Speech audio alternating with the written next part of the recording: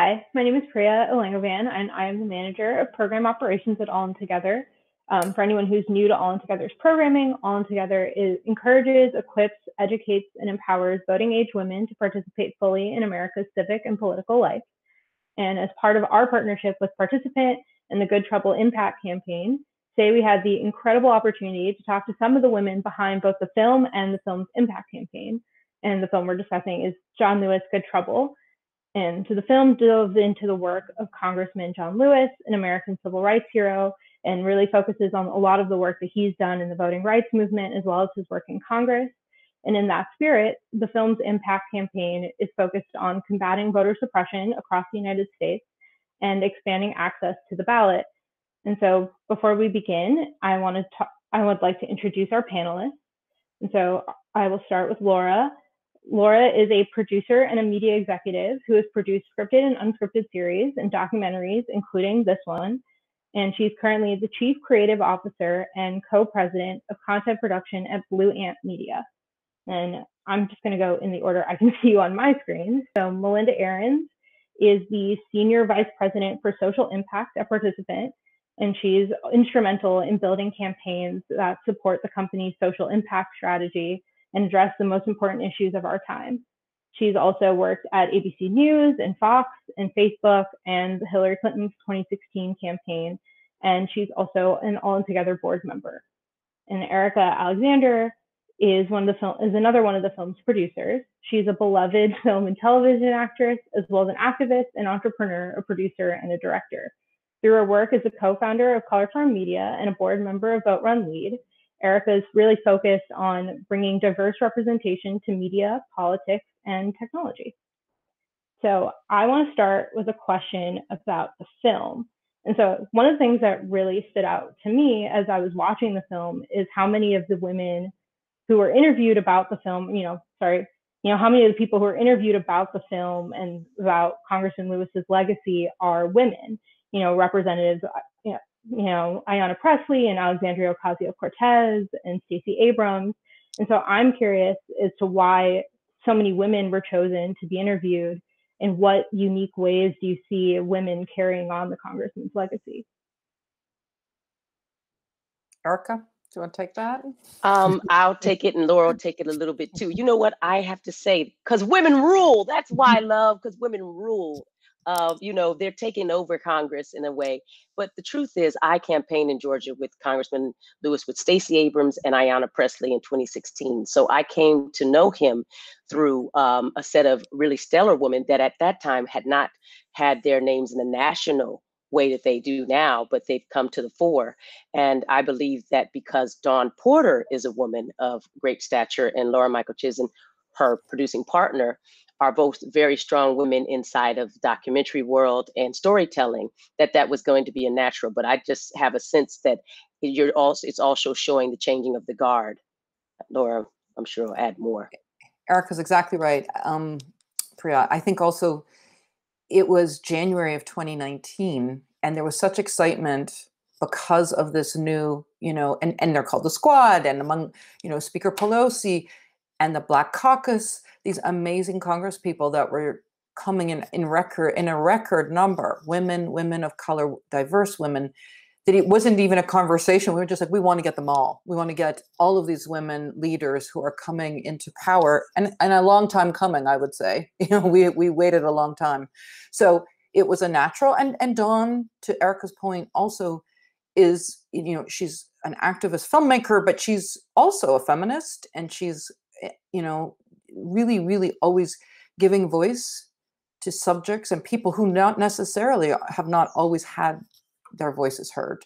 So it was a natural inclination. And by the way, it was a predominantly women producing, directing team. So we got to choose. And remember, we were coming off of 2016, the Hillary Clinton election. So women were also being pushed to have their stories told.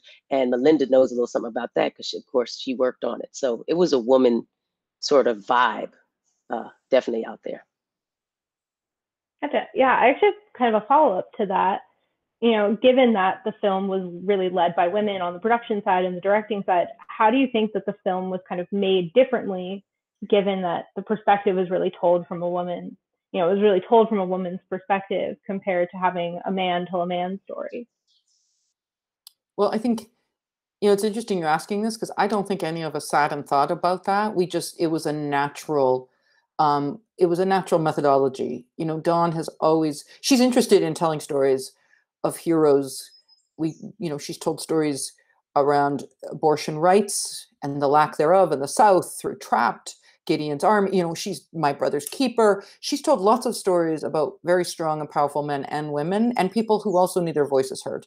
But I feel what was different is there was just never any questioning around the lists of people that we were going to. We were all very simpatico and all we agreed very quickly as she was coming up with lists. And then Erika and Erika's partner, Ben Arnon, were very tapped into a lot of, especially the Congress people. And it was to our great fortune that Erika personally knew a lot of these people. She'd be like, "Oh, I'll just text them." I'm like, "You're texting Rep Press."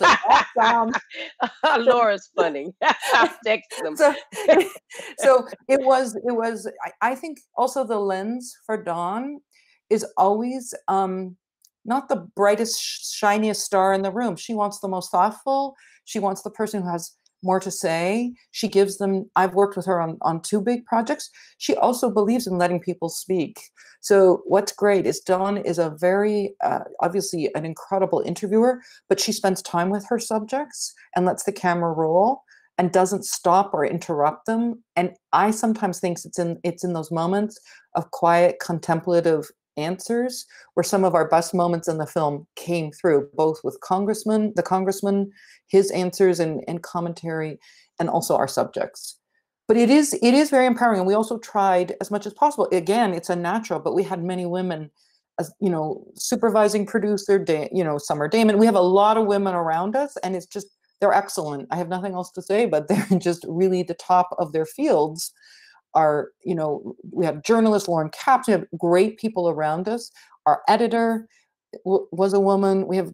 It's just been a natural because Tamar Kali, exactly. Thank you, Erika. Our composer is incredible. She has scored 4 films for 2020. 4 films. I mean, it's extraordinary. She's done all of Dee Reese's films. So it also was just looking for excellence. And also, we are a small team.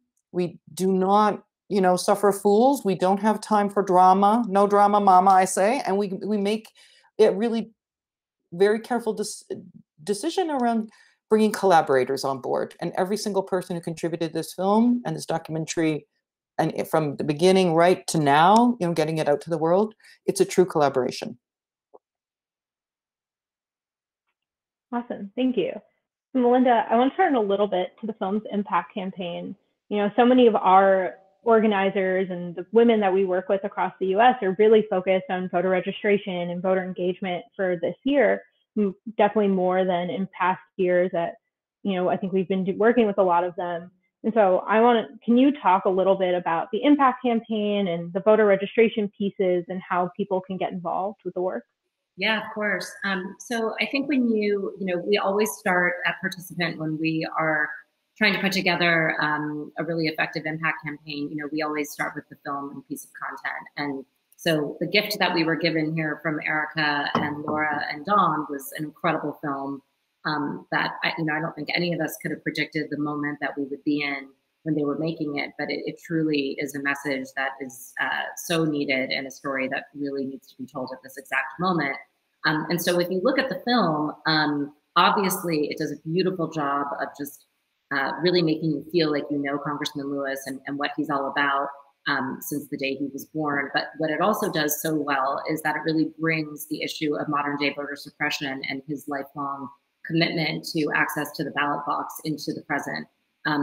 I, as Erika, and you mentioned in my bio, and Erika and I knew each other from the Hillary campaign. I mean, I covered politics for 15 years for ABC News, and then I actually was on a campaign. And I actually was not aware of the gutting of the Voting Rights Act in its direct impacts on access to the ballot box, especially in the South. And essentially, not to go too deep in the weeds, but John Lewis was a huge part of passing the Voting Rights Act in 1965, and then the gutting of it in Shelby v. Holder in 2013 set up all of these problems that we're seeing, you know, just a couple of weeks ago in Georgia with the incredibly long lines in the midst of a pandemic, that's intentional. That's because these states have been allowed to go back in time, essentially, and pass draconian laws that limit access. And, you know, we all know when they're doing that, they are trying to, you know, keep out a certain part of the population, which tends to be poor and minority, and often rural. So, so that was just a huge, again, gift to us with the campaign. You know, some impact campaigns are sort of difficult to figure out because the film might be really special and really interesting, but it doesn't take on an issue so directly. So in this case, you know, it just set it up beautifully to say, you know, you leave this film wanting to fight voter suppression, wanting to be a small part of continuing Congressman Lewis's legacy. So that's sort of where we started. And then, you know, we always try and think about our campaigns in terms of what can we, with a particular intervention, which is a story, do to create social change. And, you know, this one was really challenging based on COVID, right? I think everybody might not know this, but and Laura and Erika, I hope it's okay to say that, you know, originally this film was supposed to have a theatrical release, and it ended up having, you know, to be moved back and going to both theatrical and now being available for for rental, which is amazing in terms of scale and numbers of people who now have access to it. But it's also challenging to figure out, you know, from an impact perspective, we tend to convene people around a moment. Something like this would have been done a couple months ago in person, right? And we would be hearing from Erika and Laura probably in a room somewhere after potentially having screened the film all together and having that communal experience. So how do we bring that online? And luckily we've been able to figure out how to do that, but, you know, it certainly, you know, was a real challenge. And it's really the first campaign that Participant has had to plan from the get-go. We were in the middle of another impact campaign when COVID hit that we had to move digital very quickly. This one, we actually were able to plan for it. So marrying those two things, how can we show up, you know, in this format and make the film available to people virtually? And then how do we take on these issues of voter suppression? And what we ended up choosing was that the two states that have been hit the hardest with the most disenfranchised voters at the most risk of being further disenfranchised in 2020, plus now COVID, which, as we again have seen, Georgia, Wisconsin, many primaries since COVID hit, that, you know, the folks that were already, unsurprisingly, the people that were already disenfranchised and prevented from having their votes counted on election day are just made more so by COVID. So we had our work cut out for us. We chose Georgia and North Carolina as our two main states to focus on because, again, they've sort of been the recipients of the most draconian voter suppression laws since Shelby v. Holder in 2013. And so then what we've gone on to do is just to work with as many partners as we can. And, you know, it's really exciting. We've built a really strong coalition of partners, On Together, of course, included. And our goal is to get the film in front of as many people as we can via these groups who might need to be registered if they're disenfranchised, might not be aware of their rights. You know, it's a huge problem. Even if you make a plan to vote, even in the midst of COVID, and you show up on election day, because of these draconian laws in Georgia and North Carolina, you can be turned away for all kinds of reasons. So a huge, huge thing that these groups on the ground have to do is to inform voters of their rights. They have to train their own organizers to know those rights. A huge source of voter suppression in the modern era is disinformation, and you can imagine with COVID, all the different, you know, I like to joke, but it's not a joke. Like, I was almost disenfranchised in the New York primary because I applied for my absentee ballot because of COVID, knowing I wouldn't be in the city and I didn't want to have to go vote in person. And I got it 20 minutes before it had to be postmarked. And I ran to the post office and I got it in. But, you know, that's somebody who's deeply enfranchised, right? Who was on every website, who had all of the information at my fingertips. What about people with much stricter laws in in rural areas that might not have access to internet, might normally register at the DMV when they go get their registration or their new license plate? That's fallen off by 50%. So really the task at hand right now is Congressman Lewis and this amazing film give us access to a lot of spaces that our partner groups are trying to get into. And so our job between now and election day is working super closely with those states to figure out how can we leverage Congressman Lewis's story and this great film on behalf of those partners? And that's really what we're in the process of doing right now. Awesome, thank you. And I think what might be sort of helpful to a lot of the people who are watching this is maybe to talk a little bit about some of those partners and the specific work that they're doing. Mm-hmm. I know I've had a chance to kind of go through, the handbook and some of the resources on the website, and I know there's some really awesome tools on there of, seeing who in your neighborhood is registered to vote and who isn't, and how you can kind of go and just knock on your neighbor's door and say, like, hey, are you registered to vote? And so, can we talk a little bit about some of those partners as well? Absolutely. So we created a site called makegoodtrouble.com, and I highly encourage everybody to go there. And there's several things on there that are sort of, really easy things that you can do. So the first thing is, of course, you can check your own registration, make sure that you haven't been purged. Again, this is the type of thing that's now happening even to what we normally think of as enfranchised voters. Are just being thrown off of rolls for no good reason. So you can check your own registration. And then the tool that you mentioned is really exciting. It's actually something that I wasn't aware of. It was brought to my attention through somebody, fantastic guy on our team.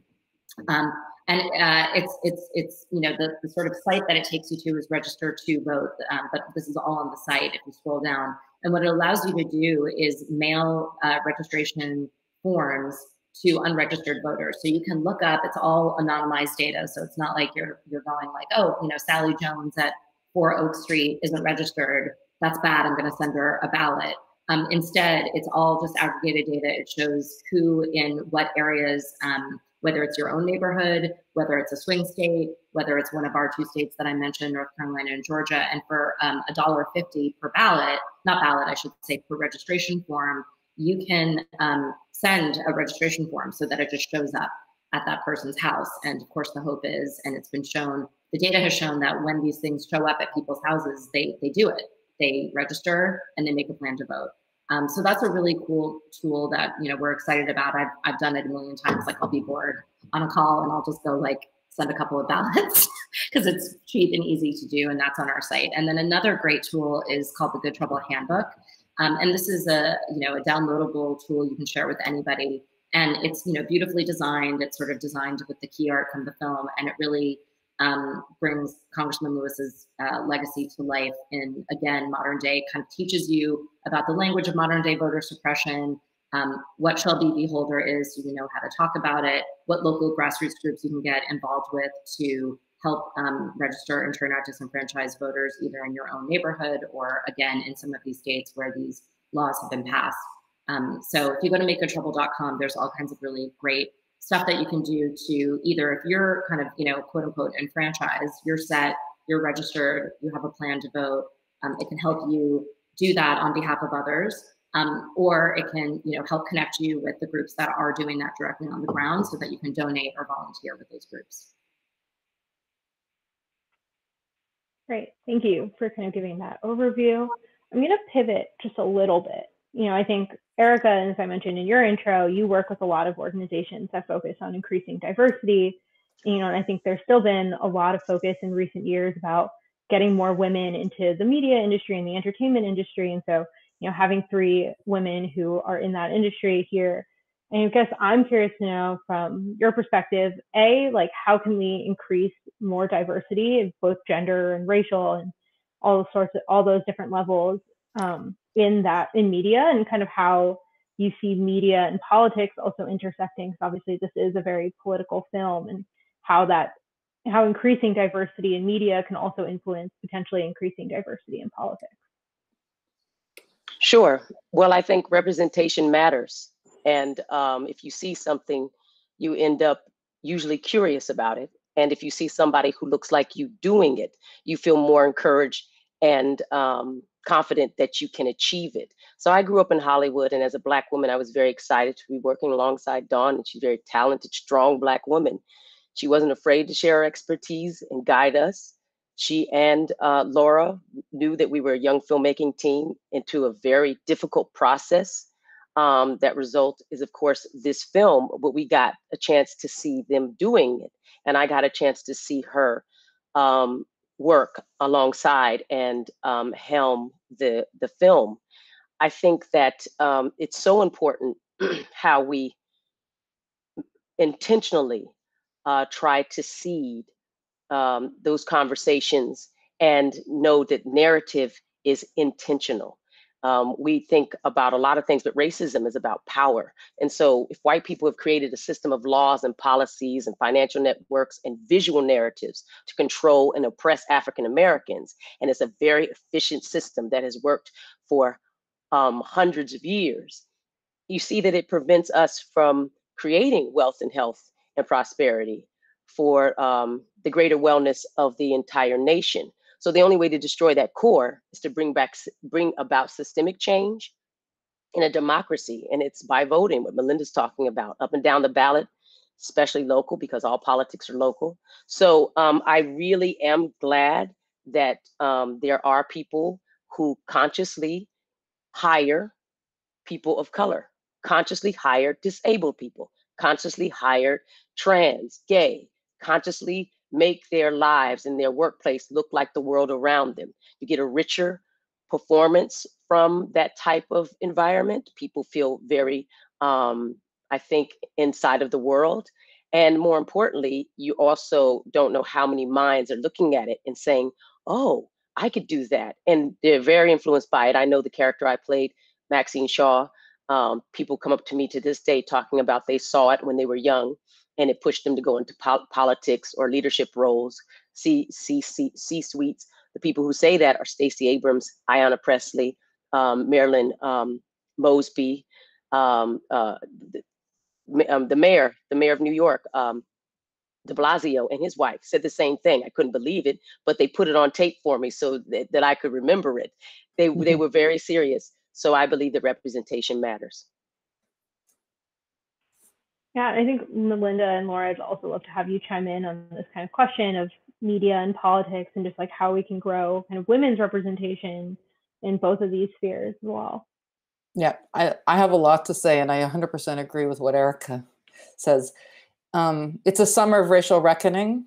I think we've had a pandemic for 4 years, feels like 4 years, Yes, 4 months. And with George Floyd, Breonna Taylor, and a tragically too long list of African Americans being killed at the hands of police. The justice that has long been sought is now, it's a long tail of justice needing to be served. So I think the conversation right now in every organization, and it's interesting because I've sat on media, I've worked for big media companies, small. I used to work at Discovery. I worked at Sundance Channel. I worked in Canada with broadcasters and cable companies. And it is exactly as Erika says, it is also the impetus on us who have power, whether you're white, brown, African American. We have got to put forward hires, stories, and also training, like what we're talking about today, training opportunities for diverse groups of people who otherwise would not have an opportunity. So I really believe, in my career, I hope I've chosen to make films, make documentaries, make shows and TV series that are representative of our culture. I do think, I used to work for Robert Redford, and he had a great line: if you do not invite artists, women and people of color to the table, how do they know there's a banquet going on? And I just use that in my everyday life. If you do not invite people, how do they know there is a dinner party? So it's really, you have to, I think there's reaching out to, there's so many methods and there's so many ways of making sure we're ensuring representation, but it takes work and it takes commitment, and it isn't hard. It just might take you an extra 10 minutes of networking. And I think it's very important because we hire who we know. And that's why we got the boys club happening in every sector of our lives, whether it's business, entertainment, Hollywood. It's because these men are hiring the men they know. And it's been that way for 100 years. So we're trying to break that and change the way. And I do believe it's hiring and training and very conscious collective change. And we're going through that this summer. I love it, frankly. I think it's very, very overdue. And I feel proud because I hope a film like John Lewis, Good Trouble, is helping engage everyone in that conversation. Yeah, I mean, so I spent 12 years at ABC News, and you know, I will say that, how do I phrase this? Echoing Laura, I think we're finally at a moment of reckoning in every industry, except for the fact that I do see the news industry being probably the slowest of these to catch up. You know, there's a phenomenon that is often talked about in tech companies when it comes to women and diversity, and they look at the pipeline and they just say, there's no, you know, we really are trying, we've got all of these huge efforts, but that there's something about, if you think companies that think incredibly highly of themselves as being very liberal and very diverse actually have worse records because they think they're doing the work, but they're not. And I would say that from a media perspective, you know, I was director of broadcast media for the Hillary campaign. So it was my job to deal with television network news producers, which, you know, is my counterpart basically, and the job that I used to hold, covering the first female presidential candidate. And let me tell you, it was not a fun experience. It was a devastating experience that I am still not over. Because I see it happening again and again with female candidates, and it will happen. It will happen when Joe Biden announces his female VP nominee. The complete and utter lack of awareness of racism and misogyny in the national political media is a huge problem. And they won't even look at themselves about it because they think of themselves as doing, don't get me wrong, I was a journalist my entire career. All of us are journalists by storytelling, by nature. But there is a culture within national political media that is so, they just can't be self-critical. So I find that to be very troubling, and I'm truly hopeful and hoping that, I think we're just seeing generational change. You know, when I was at ABC and I started, you know, it was, you just kind of went along to get along. You know, that was what you had to do. And what I'm seeing happening now that I am really hopeful about is I do think the younger generation, people just coming out of college now, are just like, nope, on everything across the board with media, film industry, you know, news, journalism, publishing. And I just really, really hope that that forces a reckoning, because I think, unfortunately, it has a truly toxic effect on who we choose to elect. Because if we're getting information from the national media and there is a sort of hidden layer of misogyny and racism to it that they find a hard time tackling in their own newsrooms, it has a very negative and toxic ripple effect, and leads into, it's all connected to who we choose to elect as our leadership. So sorry if that was sort of a negative rant. I do feel hopeful because there's a new generation, but I think that they have an enormous amount of work to do. And I think I'm thrilled to be at a company like Participant, which, you know, it chooses our projects. You know, everything Laura and Erika was talking about, you know, I actually hadn't even thought about this, but Diane Wireman and Elise Pearlstein, who run our you know, the documentary team at Participant, also two very strong, accomplished women. So it's really an all, poor Ben Arnon, who's not on this call, but who's an amazing. It's all right. It's all right. The men are represented. They're there. Yeah. He's a dude. They're there. And he's like the best. They're the background singers. Yeah, go Ben. But it, you know, really is kind of a superstar group of women that got this film out into the world. And so I'm so grateful to be part of it, and it does make me extremely hopeful. But I do think we have to recognize that we have some pretty big challenges with both racism and misogyny in the national media that I really hope we're at a moment, like a tipping point for that as well. I believe too. Isn't it the year? Oh, sorry, Priya. I was just going to say, isn't this year the largest number of new potential voters turning 18 in 2020 who are eligible to vote in our federal election in November? That to me is the optimistic opportunity. Yes, getting new voters to the polls to show up. 4 million. 4 million? Wow. Like that, to me, if every one of those new voters, those 4 million 18-year-olds showed up, we'd be in great shape. Please. From your mouth to God's ears. Yeah. Please. That's actually a really great segue into the question I had after this, which is that, I think we're seeing a lot of energy on the ground, but we're also in this like kind of strange moment with the COVID crisis and quarantine and, all the protests that are happening. And so I guess I'm curious to know like how that's kind of shaped the impact campaign, and especially as a lot of these things are also changing our election laws. They're changing vote by mail laws in every state and all of these different things. How is kind of the impact campaign shaping to kind of keep up with all these changes that are occurring? It's funny because we just had a meeting about this morning. Erika and Laura haven't had time to update you, so you'll hear it here first. Good.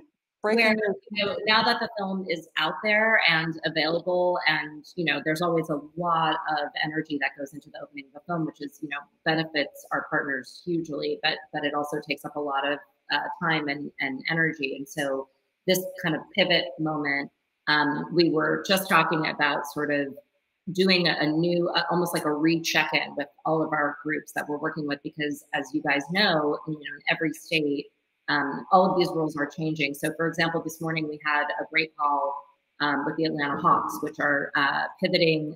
The Atlanta Hawks State Farm Stadium went to the city of Atlanta and said, use us as an early voting site. And I believe it's also happening, I think, in Milwaukee. And so given that one of our focus areas is, of course, Georgia and reaching as many voters as possible there, we had a meeting with them about, how do we pivot? And just they're trying to figure out, how do we use this as an early voting site? How do we get people in and out as quickly as possible? Because they don't want anybody lingering. They're having a huge, horrible spike in Georgia, of course, right now. So, who knows where they're going to be in the fall. And, there's a question about, do you even encourage people to vote in person, even if they're voting early and they're scattered? Really, you want people to vote by mail, but each state is, of course, having a completely different argument over that. And it's too bad, because you could see this coming down the pike, right? They're part of the initial COVID legislative package. They were pushing very hard for federal funding in the billions to do national vote by mail, always pretty much knowing that it wasn't going to happen. So similar to the overall COVID response, everything is getting pushed back to the state and local level. So so really what we're doing, we are always, our impact campaigns are always partner led. This year, even more than usual years, we can't be on the ground, right? We can't be the people going out and knocking doors and registering voters in Georgia and North Carolina, and it's not what we're trained to do. What we're best trained to do is to support and build capacity for our partners, leveraging storytelling, which is, our true kind of mission. So, for example, with I'll just give an example of a group like Black Voters Matter, run by an incredible woman named Wanda Mosley. They're a fantastic partner in Georgia. They're really focused on turning out Black voters in the rural South, specifically places like Albany, Georgia, which was hit very hard by COVID. And I don't know if they've been hit again. But so honestly, we just check with them every week, and some of our calls to action will change as a result. We are thinking about, for over the summer, can we do pop-up drive-in screenings with them? Because for a group like that, normally, we would do a screening at a church or a community center, and it would be a great boon to a grassroots organization to be able to have a convening moment, provide a film and an experience for free to people who they might not otherwise be able to reach, get those people in the door, and then make sure that they check their registration and they make a plan to vote, and they tell everybody in their family and friend group to do the same. Well, we can't do that this year. So can we do drive-ins safely? We might not be able to, even drive-ins might pose too much of a risk. So then how do we do it virtually? All of those things require just constant checking in, but it's super challenging. I mean, I'm not gonna lie, it's typically at this point in an impact campaign, we would have known what we're asking every single person at every single point in their journey of seeing the film and then thereafter. This one, it's gonna be very bespoke, group by group, county by county, and we're just going to do the best that we can. I mean, the great news is we have such a great film, such an amazing story, and it's so resonant at this moment. I mean, talk about protest and peaceful protest and how do you affect change. And something else the film does so well is, shows how Lewis transitioned from being an agitator to being a super effective legislator on the inside. And I think that's a really effective message as well for this moment, because you can show up at a protest, but if you don't convert that to a vote, like, we haven't done our job, right? The movement hasn't done its job. Stacey Abrams wrote an amazing op-ed about this in the midst of the kind of outburst of protests, which is we've got to mobilize that toward voting. So I think the film is perfectly positioned to do that. I think our challenge is, you know, in any other time, we would know exactly what we're doing, you know, and in this time, we really take it week by week. And again, the good news is, you know, the silver lining of COVID is availability of the film, the ability to virtually screen, the ability of anybody who has access to rent the film through so many different channels can do that. That's different from years past. Laura, and Erika, I don't know if you guys have any thoughts about that. I'll just say, like, it has been great. Participant and Magnolia, our distributor, are making it available. I have friends who I haven't heard from in months text me and say, I watched your film. And I'm like, how did you see it? And, you know, it's on all these platforms. It's on iTunes, it's on Apple, it's on Amazon. It's, you know, it's on the Magnolia, created with Seed and Spark, a really fantastic viewing platform that incorporates the Participant Impact Campaign. I feel all you have to do is Google it or go to goodtroublejohnlewis.com. There's so many ways to see the film. We're also making it available to community groups, women's groups, activist groups. I just had an idea, Melinda. We should probably have tables at some of the marches, right? The get out the vote tables at some of the big marches, because frankly, probably an awesome opportunity safely with masks to register potential voters. But I do feel like, you know, we've got faith-based groups, synagogues, mosques, churches, you name it, requesting the ability to screen it. And I also want to say, we want people seeing this film right until Election Day. So this is opening weekend. This was the opening weekend. But as Melinda and Erika and I, you know, our work is not done. We are going to encourage people to be watching this documentary all through summer into fall. And we're very excited by that. And we have a lot of energy to keep going. I also believe, you know, supporting our cinemas and supporting people who are distributors and releasing films is really important, because a lot of people were very generous in helping support the making of it. Dawn, Erika, Ben, and I raised a not insignificant amount of money. So we're also thrilled that people are willing to put a little bit of money down. Some companies are actually doing buyouts, and they're buying screenings for their staff and their teams. So you can get a discounted buyout if you buy 50, 60, 100, whatever, even 20 tickets, and then say to your team or your community or your staff, here, we're going to do like an afternoon screening, and you get the link for 24 or 48 hours. And then they can show it to their families at home. You know, that's, to me, a great engagement as well, that companies and organizations and faith-based organizations are making the screening and the documentary available to their community members. And I had a really great note, or 5 on, you know, Saturday, which was July 4, going, I couldn't have spent a better way than to watch, you know, John Lewis' Good Trouble on the 4th. Nothing more patriotic. And that makes us very happy. Mm-hmm.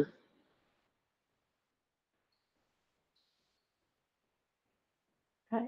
Thank you. Yeah. And I think since we are sort of running low on time, my last question to all 3 of you really is, what's kind of the one main thing you hope people take away from the film as they watch it?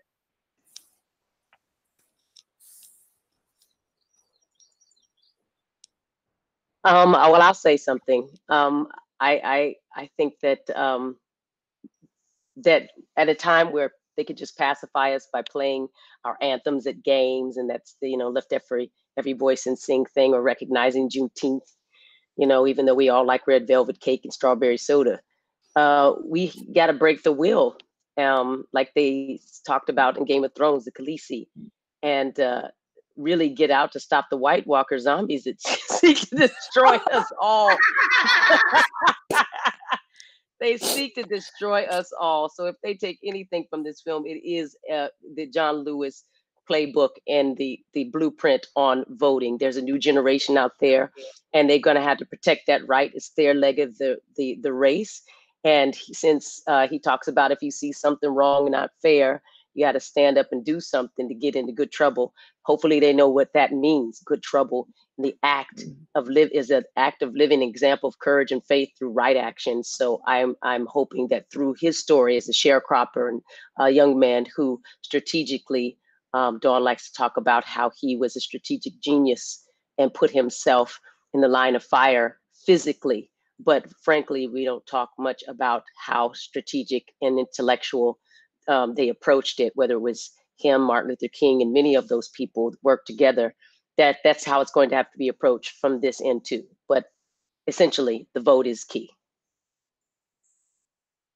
Fantastic, Erika. I was also going to add that it's a long struggle.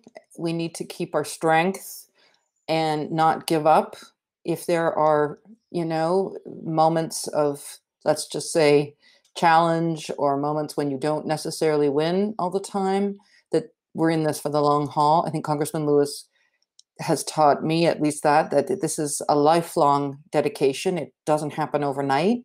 I feel that even days when you're, you know, feeling like there's no hope, you just have to, you know, get some rest, drink a lot of water, wake up the next day and start over. And I really believe we're an instant, kind of in a way, gratification era, right? We look at our iPhones, we want things now, we want it to happen overnight, we want to see how many likes we have, how many tweets have been re-forwarded. Congressman Lewis's mantra has been, you know, we are in this for the long haul, and we're going to make good trouble over that time. And I really believe that for me, the motivation and the inspiration he's provided is that this is going to be my whole life. I hope. I am grateful for him through his life and his legacy and his political career, as Erika says, and as Dawn has said, his genius. He's used his long life to do good for all 80 years. And what an inspiration. Yeah, I mean, I echo all of that, of course. And I think that the number one thing that I want people to take away is you can never let up, because when you do, we go backwards. And I want people to understand that we have gone backwards in the voting rights movement. It's shocking to say that in 2020, that we are worse off than we were 20, 30 years ago when it comes to Black people and the right to vote. It's horrifying. And you just can't let up. And I want people to walk away feeling energized and devoted to the cause, not just for 2020, but as Laura said, for a lifetime. Because I think if we've learned anything in the recent months, we are 2 steps forward, 1 step back in this country, and it's cyclical. You know, we also did RBG with Magnolia, ironically, our co-distributor, very similar setup to how we've distributed this film, which is amazing. And I remember one of her interviews, you know, another huge inspiration, of course. She keeps hopeful because America is cyclical, and she believes that she probably won't live to see what she started with women's rights. No matter how much progress we've made, we've obviously gone backward in a lot of ways. But the country always does this. And it gave me a lot of comfort, frankly, because we think we're living through something we've never seen before. And she sort of reminded me, no, like we've seen this in many different ways in many different eras. So I want people to see the film and to take away, we are 2 steps forward, 1 step back in this country. You always have to be part of the 2 steps forward, and you can never let up. It's going to be a lifetime of, we can never check the box, because there are people who are going to want to move us backward every generation. And so how do we continue his incredible legacy on this particular issue for the rest of our lives? Awesome. I think that's an incredible note to end on. And I want to thank all 3 of you for joining us. And, you know, I think as inspiring as the film is, I think people will find this panel just as inspiring. And so I'm looking forward to being able to share this with our community. Thank you so much. Thank you, Priya. Thank you, Priya.